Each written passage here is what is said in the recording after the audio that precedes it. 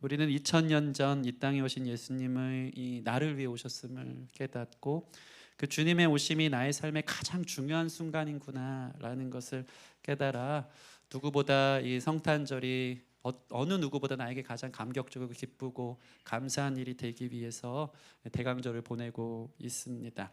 지난 시간은 이 땅에 오신 예수님, 육신으로 오신 예수님의 목마름에 대해서 그랬어야만 했던 주님의 갈망, 우리를 구원하고자 했던 그 사랑에 대해서 우리가 눈물로 호소하며 나누었던 것이 기억이 납니다.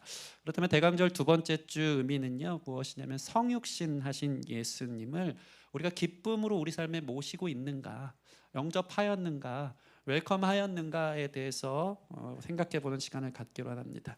여러분, 예수님 영접하면 어떻게 될까요? 삶이 변하게 돼 있습니다. 아멘. 예수님 영접하면요, 2000년 전 저 수천 킬로 떨어진 이스라엘 작은 마을 팔레스타인의 한 사람이 우리 삶의 가장 큰 의미로 다가오기 시작하는 거예요. 마치 결혼한 부부가 아이를 낳으면요, 그 놀랍고 중대한 사건을 경험하면 부모의 삶이 바뀝니다. 이전에 생각지도 못했던 그 아이가 내 삶에 들어오고요, 아이를 사랑하기 시작하고 아이를 위해 인생이 달라지고 그들에게 짜맞춰지듯이 살아가듯 예수님을 만난다는 것은 정말이죠, 엄청난 변화가 시작되는 것입니다. 만약 예수님 모시고 사는데 영접했다고 하는데도 여러분 삶에 변화가 없다면 뭔가 문제가 있는 거예요. 그래서 오늘 말씀을 통해서 나는 예수님을 정말 제대로 영접했는지, 영접하는 것은 도대체 어떻게 하는 것이 제대로 영접하는 것인지 함께 나누기를 원합니다. 여러분, 우리 삶에 예수님을 영접하는 것을 성경은 한마디로 이야기합니다. 그 영접하는 방식이 무엇인지, 방법이 무엇인지 명확하게 이야기하고 있어요. 그것은 뭐냐면 요한복음 1장 12절에 잘 나와 있습니다. 같이 한번 읽어볼까요? 요한복음 1장 앞에 있습니다. 12절 시작. 영접하는 자, 곧 그 이름을 믿는 자들에게는 하나님의 자녀가 되는 권세를 주셨으니. 말씀 보면 영접하는 자가 뭐라고요? 곧 그 이름을 믿는 자예요. 믿음으로 예수님을 영접하는 거예요. 영접하는 것은 곧 그 이름을 믿는 것입니다. 예수님을 믿는 게 예수님 영접하는 거예요. 2000년 전 이 땅에 오신 예수님을 믿는 게 예수님을 환영하는 거예요. 예수님을 마음에 모시는 것이 무엇이냐면 예수님을 믿는 것입니다. 믿음으로 영접하는 거예요. 믿음으로 환영하는 거예요. 그러면 이 영접하기 위한 믿음은 어떻게 생기냐면요, 오늘 성경을 수순을 따라 좀 찾아갔으면 좋겠는데, 믿음으로 주님을 영접한다 그랬잖아요. 이 믿음은 어떻게 생기냐면요, 말씀을 들을 때 생겨요. 한번 볼까요? 로마서 10장 17절 말씀 같이 읽겠습니다. 시작. 그러므로 믿음은 들음에서 나며 들음은 그리스도의 말씀으로 말미암았느니라. 아멘. 믿음이 들음에서 나는데요, 무엇을 들을 때요? 그리스도의 말씀을 들을 때 믿음이 생기는 거예요. 예수님을 믿는다는 것은 말씀이 들릴 때 시작되는 것입니다. 그 말씀을 들음으로 믿음이 생겨요. 말씀을 들어야 여러분 마음에 불꽃이 일어나는 거예요. 들어야 확신이 생기고요, 들을 때 눈이 밝아지는 것을 경험한 줄 믿습니다. 물을 치면서 깨닫는 거예요. 그렇구나, 은혜는 원래 있는 것을 깨닫는다는 말이 있어요. 말씀을 들으면서 은혜를 깨닫는 거예요. 그렇구나, 나를 찾아오셨구나, 나와 함께 하시는구나, 믿음이 생기는 거예요. 놀라운 발견, 인생의 전환은 바로 들음을 통해 일어나는 것입니다. 하나님은요, 천지를 창조하실 때 말씀으로 창조하셨어요.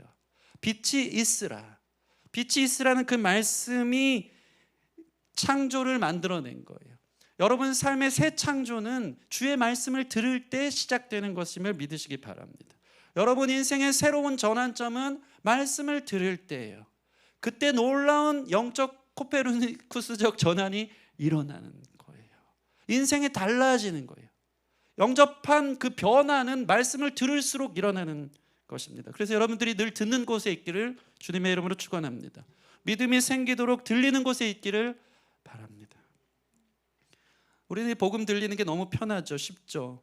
근데 홍수 이후에 마실 물이 없는 것처럼 이 말씀의 홍수 속에 살다 보니까 너무 치부하고 너무 대충 여기다 보니까 정작 마실 물을 제대로 마시지 못하는 우리 자신의 교만한 태도를 볼 때가 많습니다.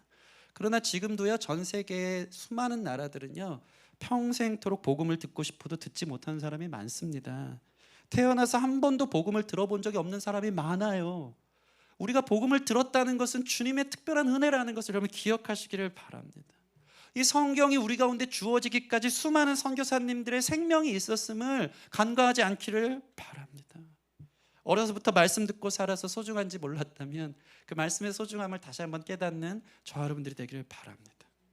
근데 참 재밌는 게요, 들린다고 또 다 믿음이 생기나요? 또 그렇지도 않더라고요. 참 재밌어요. 같은 공간에서 똑같은 말씀 울려 퍼지는데요, 누구는 은혜를 받고 누구는 눈물을 흘리면서 아멘 하는데, 어떤 사람은 허구한 날 졸고 있고 딴 생각하고 말씀이 길어지면 어디서 설교하냐 소리를 하면서 힘들어하는 거예요. 시계만 쳐다보고 있는 거예요. 신기하지 않습니까?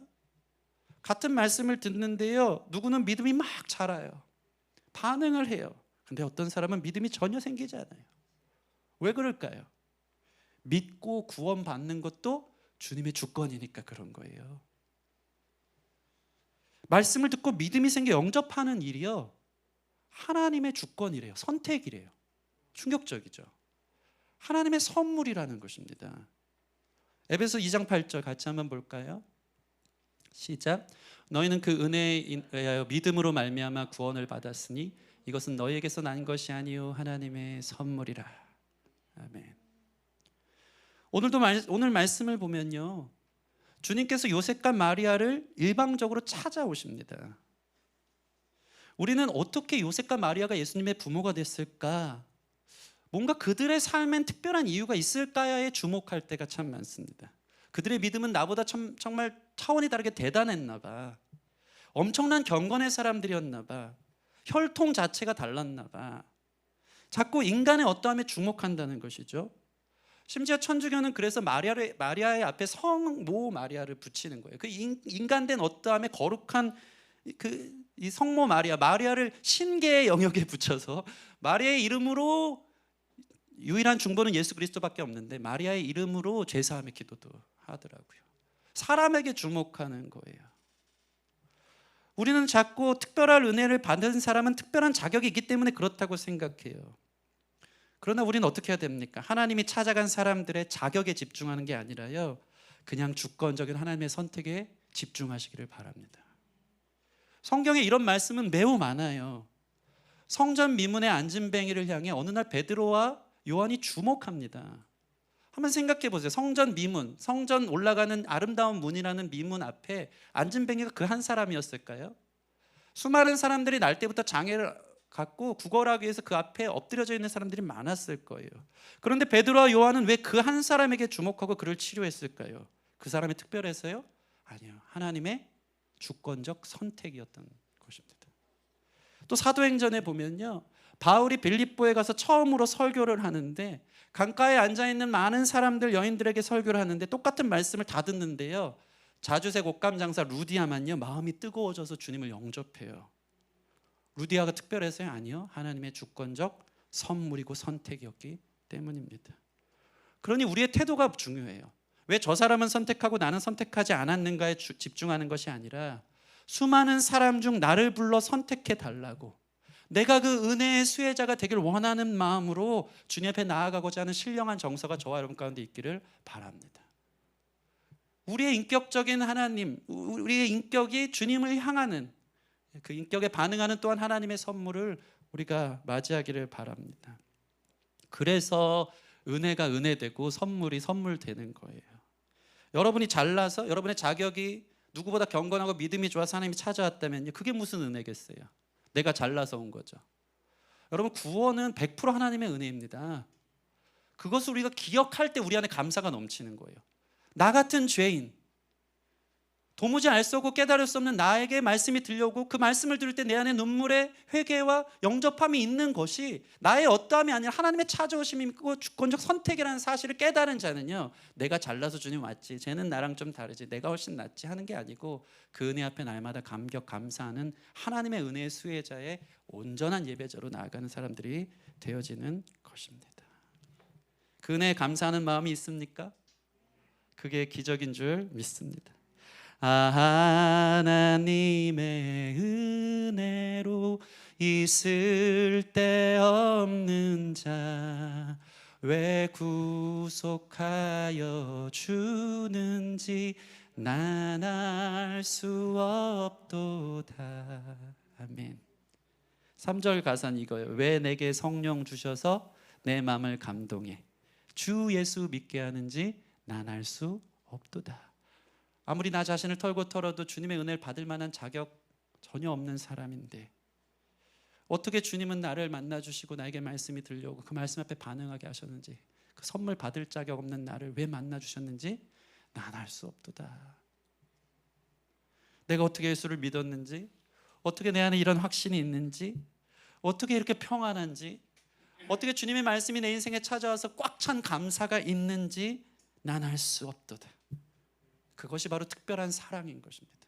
특별한 사람이어서가 아니라 특별한 사랑이 주권적 선물로 찾아와서 우리가 그 앞에 서 있는 것입니다. 그런데 문제는 무엇입니까? 꼭 이런 얘기하면요, 그런 사람들이 있어요. 전적인 하나님의 선택이고 선물이고 은혜라고, 그럼 난 내 마음대로 살아도 되겠네. 하나님 알아서, 내 의지는 상관없으니까 하나님 주권적으로 주시니까 알아서 하겠네 하면서 진짜 대단한 믿음을 가진 사람들이 있습니다.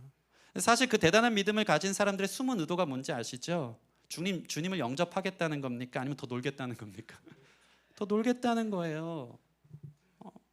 자신은 그대로 이렇게 목석처럼 탁 굳은 의지로 갖고 서 있으면서 주님 알아서 하세요. 저 알아서 살 테니까 주님 저 선택했으면 주님 은혜로 되겠죠. 대단한 믿음 같은데 엄청난 교만입니다.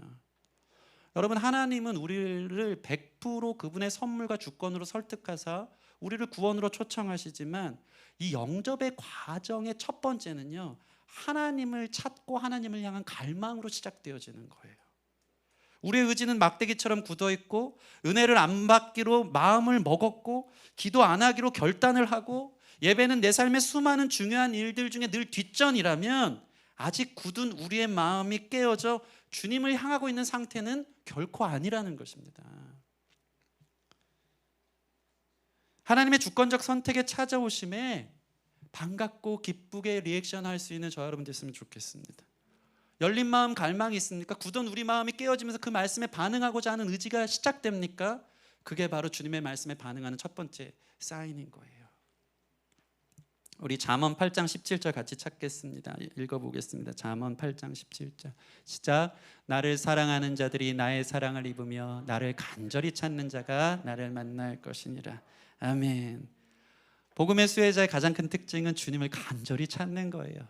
아멘. 그게 주님의 선물을 받은 사람의 첫 번째 증거인 거예요.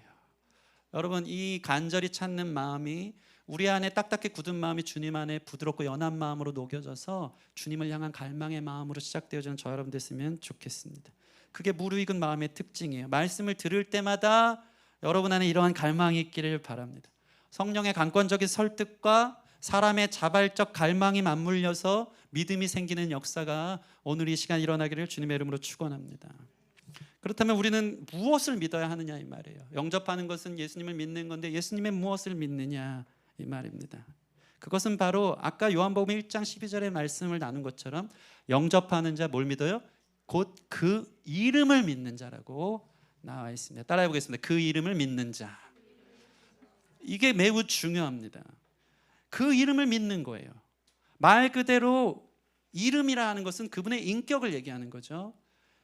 당사자인 예수 그리스도 그 이름, 그 인격을 믿는 것이 믿는 것이라면 또한 우리가 알아야 될 것은 그 이름 안에 있는 내용들을 믿어야 돼요. 안 그러면 다른 예수, 다른 복음이 우리를 혼란스럽게 하는 거예요. 이것이 매우 중요합니다. 예수님을 믿는다고 하는데 그 예수님의 이름에 나와 있는 권세, 능력, 의미를 모르고 믿는다면 그것이 맹신이 되고 광신이 되고 미신이 되고 이단이 되는 거예요. 그래서 오늘 말씀에 주의 사자가 요셉의 꿈에 나타나서 요셉을 설득할 때 마리아의 몸에 잉태된 그 아이가 누구인지, 그 이름이 누구인지를 가르쳐주고 있는 것을 볼 수 있어요. 그 이름을 믿어야 되니까요. 21절 말씀 볼까요? 오늘 본문 같이 읽겠습니다. 21절 시작. 아들을 낳으리니 이름을 예수라 하라. 이는 그가 자기 백성을 그들의 죄에서 구원할 자이심이라 하리라. 아멘. 여러분, 먼저 우리가 믿어야 할 그 이름은 바로 예수인 줄 믿습니다. 아들을 낳는데요, 그 이름을 믿어야 되는데요, 그 이름이 예수래요. 그 예수의 뜻이 뭡니까? 이는 그가 자기 백성을 그들의 죄에서 구원할 자이심이라. 실제로 헬라어로 이에수스, 예수 다 발음이 똑같아요. 이에수스라는 뜻이 당시에는 엄청 흔한 이름이었어요. 우리나라로 하는 뭐 철수 영희 수준의 이름이었어요. 근데 그 이름의 뜻이 다 있잖아요. 이름 뜻이 하나님께서 구원하셨다 라는 뜻입니다. 하나님의 구원이라는 뜻입니다. 그런데 요셉에게 천사는 지금 말하고 있어요. 그 구원자 예수가 수많은 흔한 예수 중에 바로 이 예수, 마리아의 배에서 나올 이 예수가 그 구원자 예수다라는 것을 증거하고 싶었던 것입니다. 그 아들의 삶이, 그 아들의 사명이 백성을 죄에서 구원할 그 이름이라는 것을 이야기하고 있는 것입니다. 그러니까 매우 흔한 이름이지만 당시 천사가 현몽하여 가르쳐준 그 이름이 가장 비범한 이름이고, 매우 보편적인 당시의 이름이었지만 가장 특별한 이름을 가르쳐주는 거예요. 그 예수, 2000년 전 나사렛 그 예수가 우리를, 그 자기 백성들을 죄에서 구원할 유일한 이름이라는 것입니다. 다른 예수가 아닌 거예요. 왜 그분이 유일한 구원의 자격을 가진 자이십니까? 유일하게 성령으로 잉태됐기 때문입니다. 오늘 천사는요, 2번에 걸쳐서 그 이름이 예수인데, 그는 죄의 혈통에서, 죄인된 아빠와 엄마 사이에서 난 죄의 원죄의 피로 흘러가 그대로 죄인으로 태어난 자가 아니고, 그는 죄 없는 성령으로 잉태된 아들이기 때문에 유일하게 죄가 없기 때문에 죄 있는 자들을 구원할 수 있는 자격을 가졌다는 거예요. 나도 죄인인데 저 사람이 죄인이라서 구할 수 있어요, 없어요? 못 구해요. 죄 없는 자가 죄 있는 자를 향해 대신 죄인인 것처럼 죄를 짊어지고 들어가서 그를 구원할 수 있어요. 그 자격을 가질 수 있는 유일한 근거가 있다면, 왜 2000년 전 나사렛 예수가 우리의 구원자가 될 수 있느냐? 그 이유는 역사상 성령으로 잉태된 자는 오직 나사렛 예수 그분밖에 없기 때문인 것입니다. 18절 말씀, 예수 그리스도의 나심은 이러하니라. 그의 어머니 마리아가 요셉과 약혼하고 동거하기 전에 성령으로 잉태된 것이 나타났다. 20절 말씀, 이 일을 생각할 때 주의 사자가 현몽하여 이르되 다윗의 자손 요셉아, 내 아내 마리아 데려오기를 무서워 말라.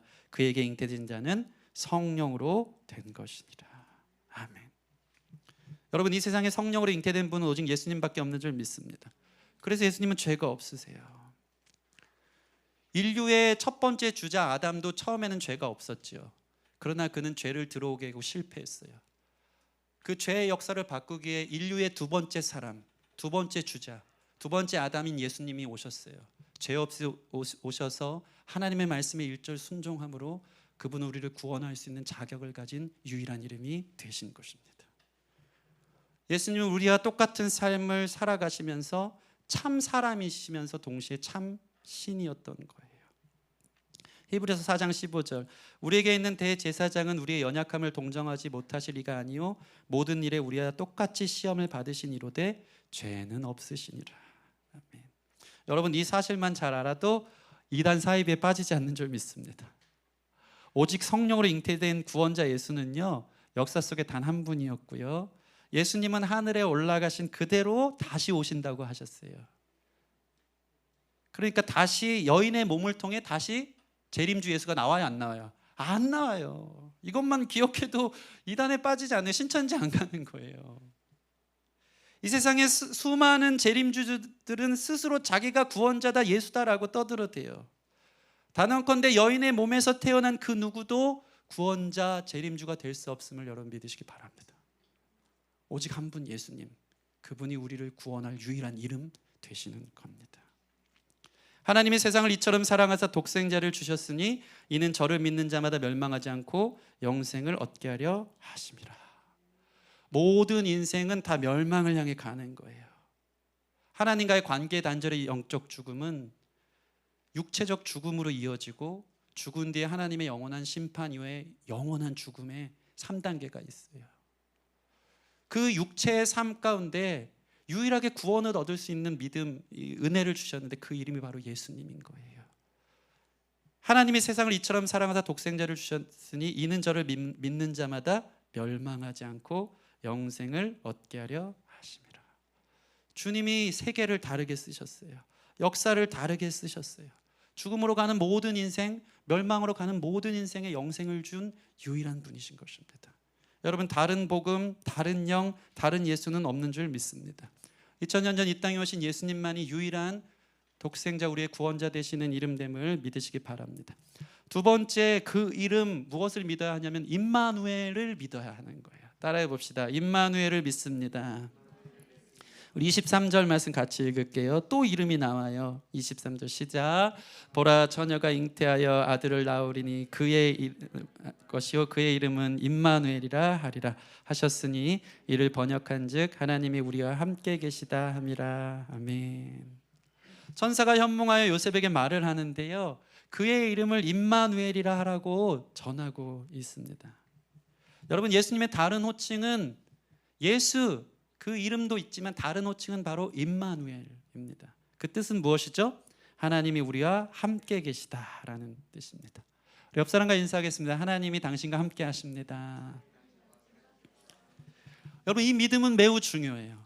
그 이름의 능력은 임마누엘의 이름의 능력을 믿는 건데, 이것은 왜 중요하냐면요, 예수님이 구원자 되세요. 믿으십니까? 예수 믿으면 죽어 천국 가는 줄 믿습니다. 그런데 임마누엘의 이름을 믿는 자는요, 죽어 천국 가는 수준이 아니고 하나님, 구원자 되신 하나님이 지금 우리의 삶에 함께 하시기에 그 구원을 현재의 삶으로 가져오는 능력이 있는 것입니다. 구원의 완성 예수 그리스도의 이름도 중요하지만 그 과정 속에 예수님이 나와 함께 하심으로 나로 하여금 계속해서 구원을 이루어 가는데 임마누엘의 믿음이 필요하다라는 것입니다. 여러분, 주님이 우리 삶에 함께 하신 줄 믿습니다. 우리의 고통 가운데, 우리의 고민과 수많은 갈등 가운데, 우리의 실패 가운데, 우리의 외로움 가운데 함께 하시는 줄 믿으시기 바랍니다. 이 임마누엘이라는 호칭은요, 사실 구약의 이사야 선지자를 통해 선포된 호칭이에요. 당시 시대적 상황은요, 이스라엘에게 가장 암울한 시대였어요. 이사야 8장 7절 8절 같이 읽겠습니다. 시작. 그러므로 주 내가 흉용하고 창일한 큰 하수 곧 아수르 왕과 그의 모든 위력으로 그들을 뒤덮을 것이라. 그 모든 골짜기에 차고 모든 언덕에 넘쳐 흘러 유다에 들어와서 가득하여 목에까지 미치리라. 임마누엘이여, 그가 펴는 날개가 내 땅에 가득하리라 하셨느니라. 아멘. 지금 이사야 당시 상황, 이스라엘의 상황이 어떠냐면요, 아수르 왕이 침공해서 그 모든 위력으로 이스라엘을 뒤덮고 목 앞에 칼을 들이대고 위협하고 있는 상황인 거예요. 그런데 이사야를 통해 이렇게 고백하고 있어요. 임마누엘이여, 그가 펴는 날개가 내 땅에 가득하리라. 그 위기의 상황에서 하나님의 함께 하심으로 이 위기가 기회가 될 것이며 이 위기를 통해 하나님의 구원의 여정을 써 내려갈 것이라는 것을 임마누엘의 하나님으로 선포하고 있는 것입니다. 여러분 삶에 먹구름이 짙게 꼈습니까? 먹구름을 우리가 어떻게 볼 수 있는지 아십니까? 그 뒤에 태양이 있으니까 먹구름을 볼 수 있대요. 빛이 있으니까 구름이 보이는 거예요. 먹구름 뒤에 태양이 없으면 그냥 칠흑 같은 어둠의 삶이겠죠. 여러분의 인생에 먹구름 뒤에 태양이 있음을 기억하시기 바랍니다. 그 먹구름 가운데 역사하시는, 구원으로 인도하시는 임마누엘의 하나님이 있음을 여러분 믿으실 때 여러분 삶의 구원을 경험하게 된다는 것입니다. 그 날개의 그늘 아래에 우리의 위기보다 더 큰 주님의 날개가, 우리의 슬픔보다 더 큰, 우리의 외로움보다 더 큰, 우리의 고통보다 더 큰 주님의 날개가 우리의 삶을 덮고 있음을 믿으시기 바랍니다. 어제 저희 아이들 이제 유튜브로 만화를 봅니다. 뭐 새삼스러운 건 아니고 날마다 유튜브를 끼고 살고, 저희 사랑이는 유튜브가 키운 아이입니다. 영어를 얼마나 잘하는지 대단합니다. 아이들이 웬일로 맨날 허팝이만 보는 줄 알았는데 웬일로 다윗과 골리앗을 보더라고요. 와, 이렇게 기독교 콘텐츠를 보는 걸 보면서 다음 세대 기독교 콘텐츠 만들자 하는 사명이 있습니다. 그런데 다들 이 영상을 보고 있는데 저도 잠깐 봤어요. 근데 골리앗 앞에서 사람들이 다 벌벌 떨고 있는 거예요. 소년 다윗이 사울왕 앞으로 가서 이렇게 말합니다. 제가 골리앗과 싸우겠습니다. 사울이 말하는 거예요. 너 혼자 갈 수 있겠느냐. 근데 그 다음 다윗의 대사가 기가 막힙니다. 아니요, 하나님이 나와 함께 하십니다. 다윗은 임마누엘 하나님을 믿은 거예요. 혼자 가는 게 아니었어요. 그 능력이 골리앗을 물리치게 한 것입니다. 임마누엘의 하나님을 믿으면요, 하나님의 능력이 내 것이 돼요. 하나님의 권세와 하나님의 주권이 함께하는 거예요.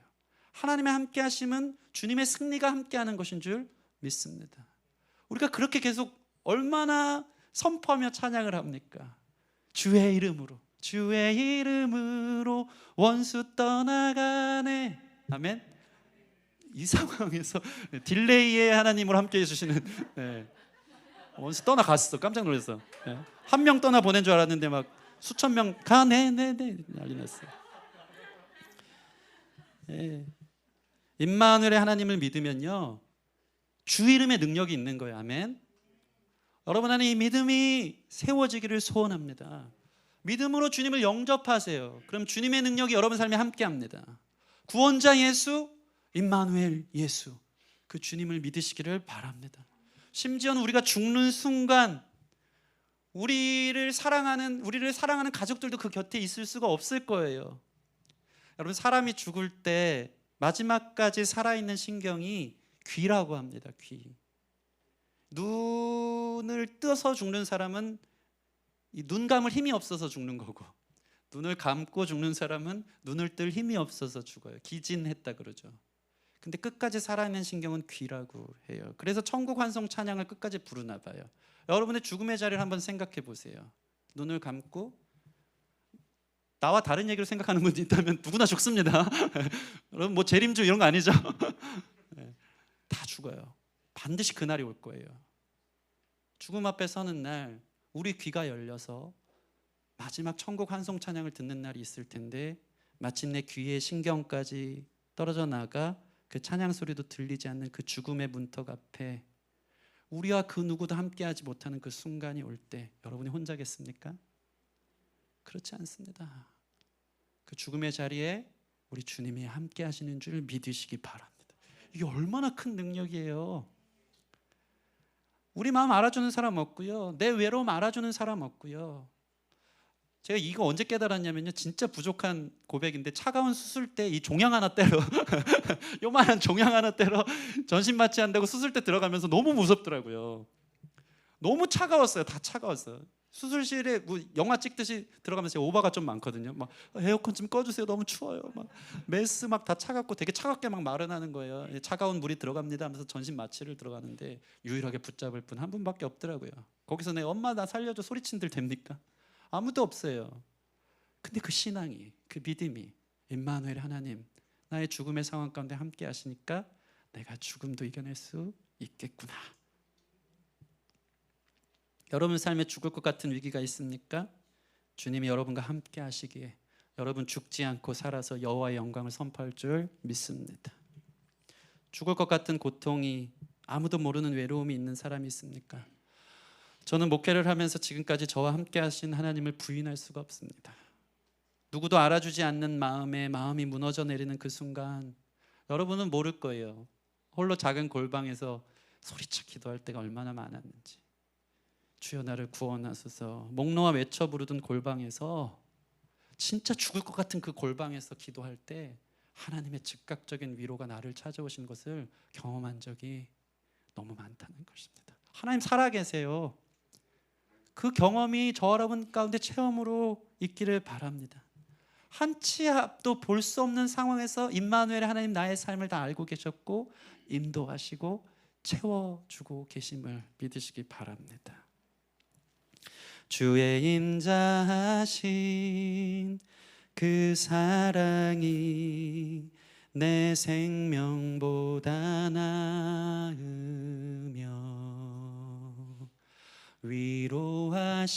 위로하시는 주 손길은 내 눈물보다 귀하다. 변함이 없는 주임제가 내 근심보다 가깝고 내 근심보다 가깝고 주님을 이신 그 보혈은 내 상처보다 진하다. 결국 내 주님과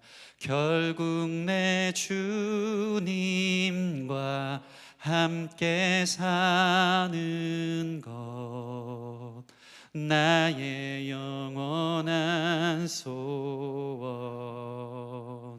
주의 아름다움 안에 사는 것 나의 영원한 기쁨. 우리 마음 누가 제일 잘 알아요? 우리를 창조하신 주님이 알아요. 우리 외로움, 억울함, 우리의 슬픔, 고통 주님이 아시고, 고통보다 더 큰 위로로, 상처보다 진한 주님의 보혈로 우리를 씻어주시는 줄 믿으시기 바랍니다. 자, 이렇게 믿음으로 주님을 영접하였고 어떤 주님을 믿어야 하는지 그 이름의 능력을 알았다면 어떻게 하면 이 믿음의 생활을 이어갈 수 있는가, 어떻게 믿어야 하는가에 대해서 마지막으로 나누길 원합니다. 오늘 등장하는 본문의 요셉이라는 사람을 통해서 우리가 좀 깨달았으면 좋겠어요. 이 남자는요, 마리아라는 여인과 이미 약혼했습니다. 당시 유대인들의 약혼은 오늘날 결혼하고 똑같아요. 실제로 남편과 아내로 여겼고요, 약혼한 사이에 남편이 죽으면 여인은 과부가 됩니다. 훨씬 무게가 더 와닿죠. 심지어 동거가 가능하고 약혼 시에 둘 중 하나가 간음을 하면요, 약혼했는데도 간음하면 간음죄가 적용돼서 돌에 맞아 죽는 거예요, 당사자는. 그런데 어느 날 동침하지 아니한 자기의 약혼녀 마리아가 배가 불러오는 거예요. 얼마나 충격에 빠졌을까요? 얼마나 배신감과 상처가 그 마음을 사로잡았을까요? 그래서 오늘 성경 보면 19절 보니까요, 그는 의로운 사람이라 조용히 마리아와 관계를 끊으려고 했대요. 얼마나 신사적이고 멋있는 사람인지 몰라요. 정말 배신감에 너가 어떻게 그럴 수 있어, 외간 남자 생각하면 볼수록 상처가 되니까 끌고 나가가지고 율법에 따라 돌에 맞아 죽을 수도 있게끔 일을 크게 부풀릴 수 있었어요. 그런데 요셉은 의로운 사람이라 그래도 함께 했던 시간들이 있다는 생각에 조용히 끊고자 하는 방법을 어떻게 해야 되는지 고민한 거예요. 밤잠 설치며 고민했을 거예요. 힘든 시간을 보내며 조용히 끊을까 생각을 한 거예요. 그러던 어느 날 이상한 꿈을 꿔요. 그게 오늘의 말씀의 내용입니다. 천사가 나타나서요, 다윗의 자손 요셉아, 내 아내 데려오기를 무서워하지 말라. 아내는 성령으로 잉태되었어. 그 이름을 예수라 하고 그 이름을 임마누엘이라 하여야 하리라 하는 거예요. 이게 꿈인지 생시인지 믿을 수가 없었어요. 어떻게 남자를 알지 못하는 여자가 임신을 하는가 오해하고 있었는데 도대체 이 꿈은 왜 꾼 건가? 그러면서도 눈앞에 보여지는 아내의 배가 불려오는 것을 볼 때마다 엄청난 고민에 시달렸을 것입니다. 여러분, 아마 믿음 생활은 이와 같다는 생각이 오는 것 같아요. 의심이 와요. 임마누엘 하나님? 나의 구원자 예수? 흔들릴 때가 많습니다. 나와 함께 하신다고요? 영원한 삶이 있다고요? 주님이 생명이시라고요? 하나님 살아계시다고요? 너무 의심이 올 때가 많은 거예요. 그런데 주님도 이 의심을 아십니까? 모르십니까? 주님도 아세요. 그래서 요셉이 이 사실 때문에 흔들릴 것을 알기에 요셉의 믿음이 굳건해지도록 한 가지 사인을 주세요. 그게 무엇이냐면 바로 약속의 말씀이었어요. 말씀으로 찾아오시는데요, 주님은 말씀으로 우리의 믿음을 굳건케 하세요. 말씀으로 찾아오시는데 말씀의 자증성이라 그래요. 말씀이 나의 믿음을 더 확실하게 만들어가요. 오늘 요셉의 꿈에서 깨어나 무슨 생각을 했을까요? 이게 꿈인지 생시인지 그 느낌은 확실한 것 같은데 또 믿을 수가 없었어요. 그런데 유일하게 생각난 한 가지 단서가 있었어요. 그게 뭐죠? 꿈속에서 들은 말씀이었어요. 천사가 나타나서 보라, 처녀가 잉태하여 아들을 낳으리니 그 이름을 임마누엘이라 하리라. 그 말씀이 들렸는데 이것은 선지서에 기록되었다라는 꿈을 꾼 거예요. 그러니까 요셉이 너무 궁금한데 꿈이 진짜인지 아닌지는 모르겠는데 그 들은 말씀이 있는 것 같고, 요셉도 구약에 정통했던 사람이라 이 말씀 어디서 들어본 것 같은데, 처녀가 잉태하여 아들을 낳으니 그 이름을 임마누엘이라 하리라. 고민하면서 혹시 이 말씀이 어디서 본 거 아닌가 선지서를 찾아봤을 거예요.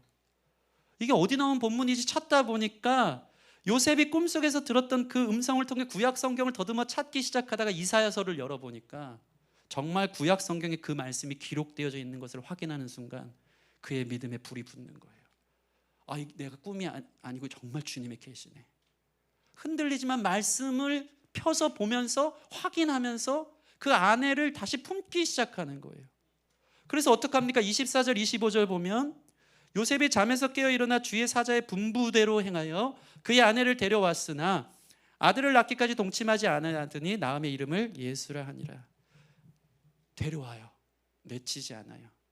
일어나자마자 꿈인지 아닌지 모르겠어서 말씀 찾아봤을 것이고, 말씀을 확인하고 붙들고 주의 사자의 분부대로 아내를 내치지 않고 아들을 낳기까지 동침하지 않은 것입니다. 그는 말씀을 믿어버린 거예요. 말씀대로 될 것을 기다린 거예요. 요셉은 자신이 꾼 꿈이 희미해지고 마리아의 배가 배불러 오는 의심이 들 때마다 아마 이사야의 말씀을 펴서 봤을 거예요. 내 말씀 들었지, 이거 확실하지, 이 말씀을 믿자. 믿었기 때문에 구원자 예수가 잉태된 거예요. 믿었기 때문에 생명이 잉태된 거예요. 믿었기 때문에 구원이 시작된 거예요. 하나님의 찾아오심이 구원의 열매를 맺기 원하십니까? 여러분 삶에 하나님 함께 하심이 나의 생명에, 나의 인생에, 나에게 승리를 주는 것을 확인하기를 원하십니까? 주님 주신 말씀을 펴서 다시 붙드세요. 그 말씀이 자증하여서 내 안에 능력으로 다가온다는 것입니다. 예전에 얘기한 적이 있는 것 같아요. 대학 선배 이야기인데 그 선배님 이름은 생각이 안 나는데 얼굴 표정이 그렇게 생각나요. 여기 볼 쪽에 큰 흉터는 있으셨는데 그 형님이 날마다 너무 천사 같은 모습으로 저를 맞이해 줬어요. 제가 좋았나 봐요. 웃어가 하면서. 대학교 4학년 왕 선배였어요.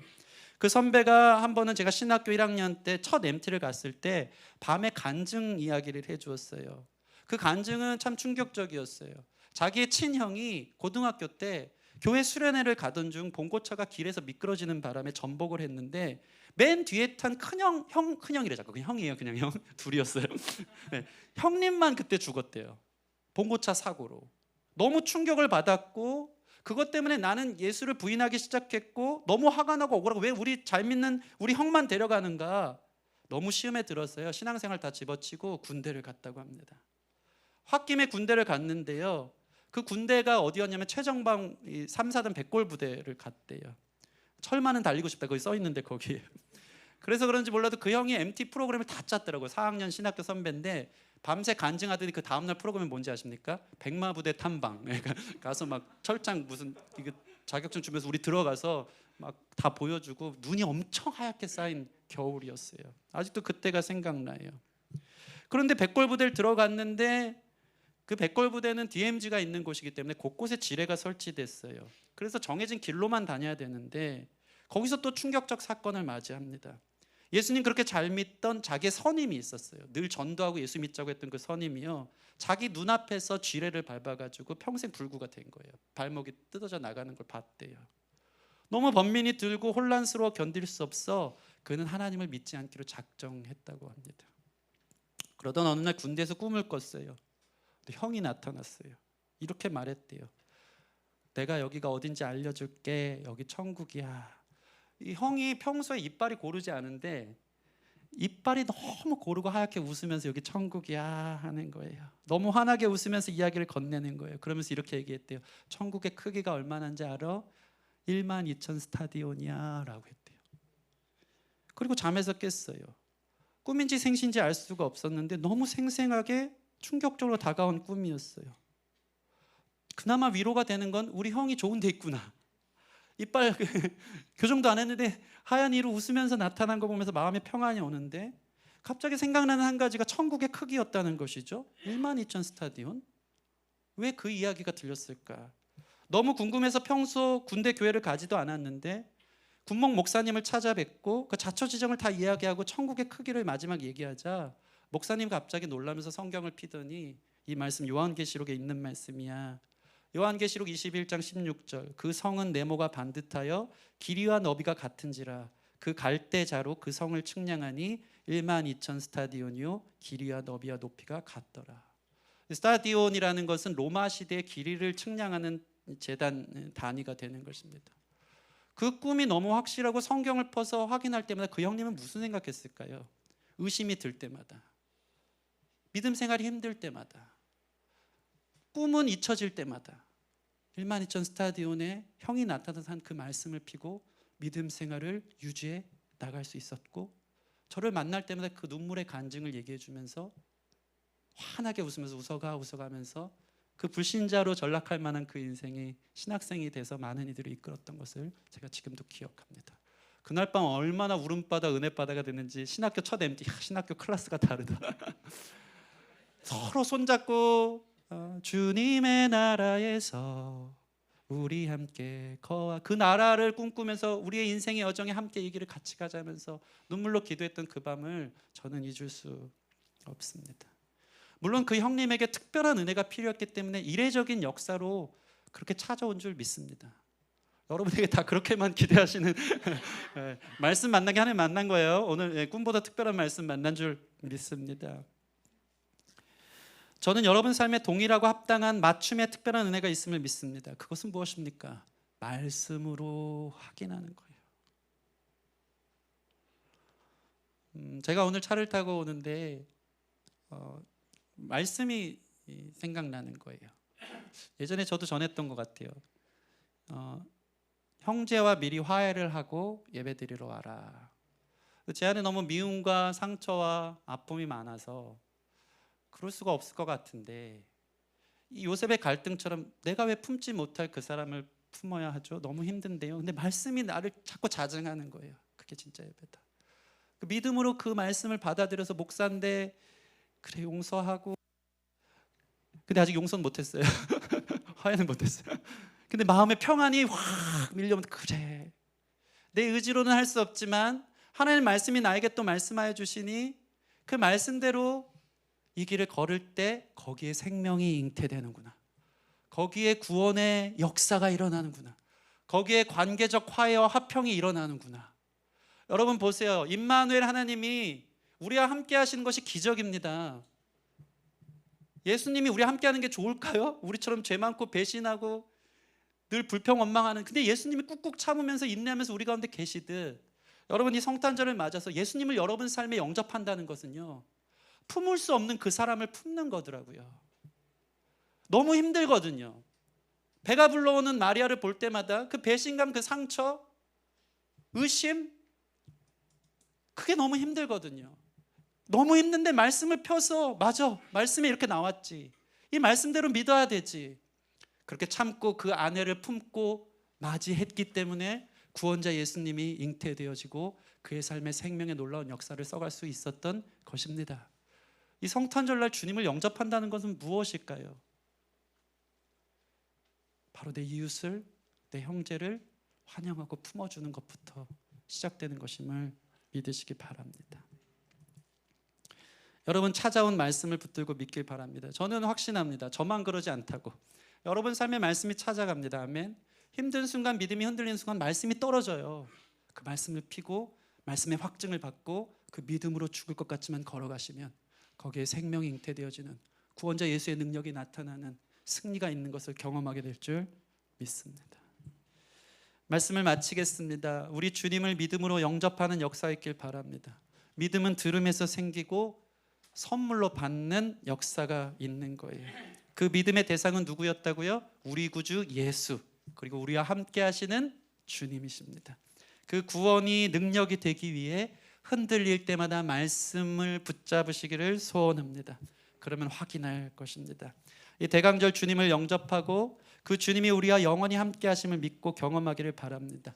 2000년 전 이 땅에 오신 주님을 믿고 나의 구원자 되심을 믿고 나와 함께 하심을 믿어 매일의 현재적 삶의 구원과 미래의 하나님 나라에 함께할 구원의 완성을 경험하는 주님을 환영하고 영접하는 저와 여러분들이 되기를 주님의 이름으로 축원합니다.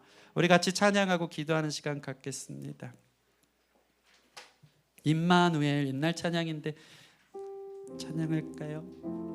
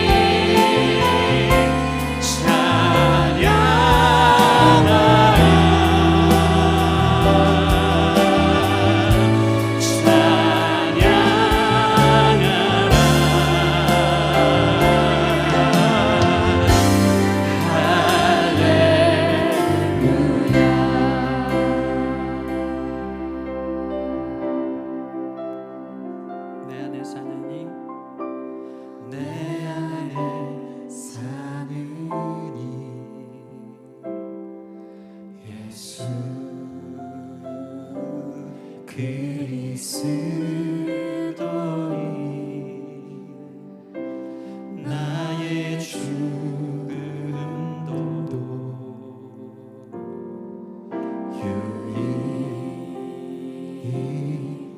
유익함이라. 내 안에 사는 내 안에 사는 예수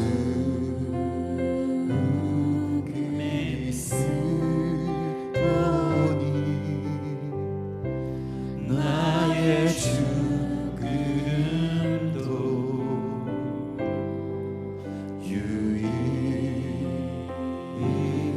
유익함이라.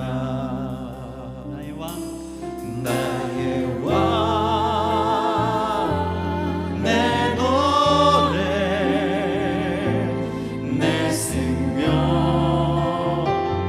또 내 기쁨,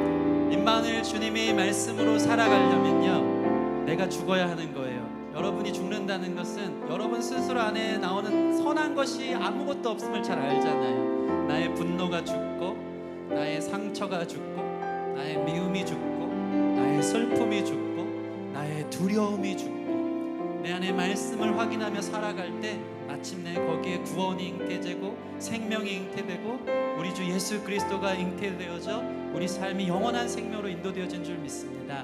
주님 영접합니다. 환영합니다. 듣게 하여 믿음 주시니 감사합니다. 말씀으로 자증하사 찾아와 주시니 감사합니다.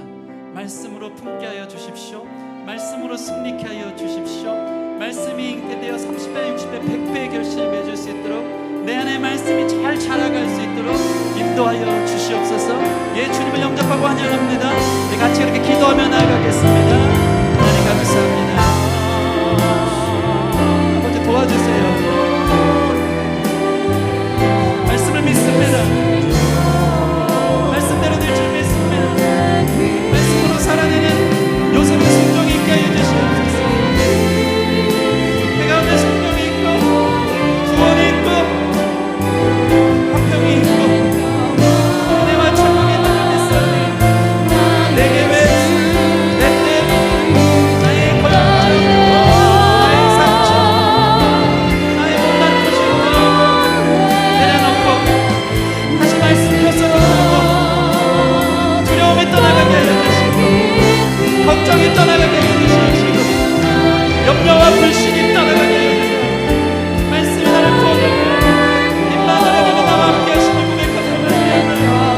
생명의 놀라운 역사를 가져하시는 놀라운 은혜 주시옵소서. 나의 왕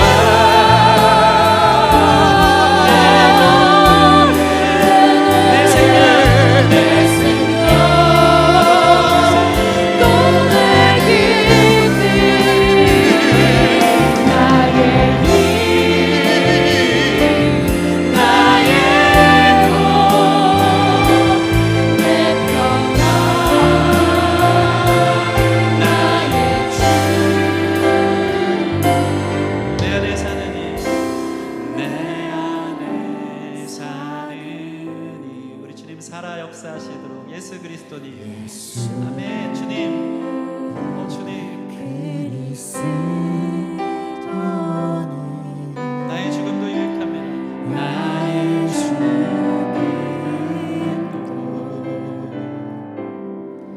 유익함이라.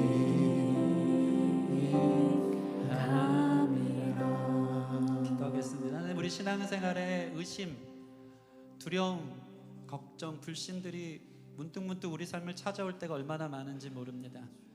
요셉이 그 아내를 품기가 힘들 만큼 말씀이 내 안에 품어져서 살아내는 것이, 순종하여 지키는 것이 너무나도 힘든 순간을 경험할 때가 많습니다. 그러나 내 안에서 나오는 모든 생각들은 두려움, 불신, 미움, 원망, 상처, 아버지, 그러한 죽음에 가까운 것들이 우리의 삶을 수놓을 때가 얼마나 많은지 모릅니다. 주님, 말씀이 살아 생명으로 잉태되는 것을 경험하여 말씀으로 승리함이 무엇인지 깨달을 수 있는 모든 성도들 되게 하여 주시옵소서. 말씀이 또 찾아와 흔들릴 때마다, 의심이 생길 때마다 펴서 확인하고 찾아오는 말씀 앞에 기도하며 이 말씀을 붙들고 사는 사람들 안에 내 노래, 내 생명, 나의 검, 나의 힘, 나의 능력, 나의 노래가 되는 것을 경험할 줄 믿습니다. 아버지, 우리 안에 말씀을 영접하고 예수님과 함께 동행하여 구원의 놀라운 은혜와 감격을 날마다 누릴 수 있는 승리하는 대강절, 또 우리의 삶이 되길 소원하오니 그렇게 우리 가운데 역사하시고 믿음이 식을 때마다 주님 말씀으로 또한 찾아와 주시옵소서. 감사와 찬양을 드리며 예수님 이름으로 기도합니다. 아멘.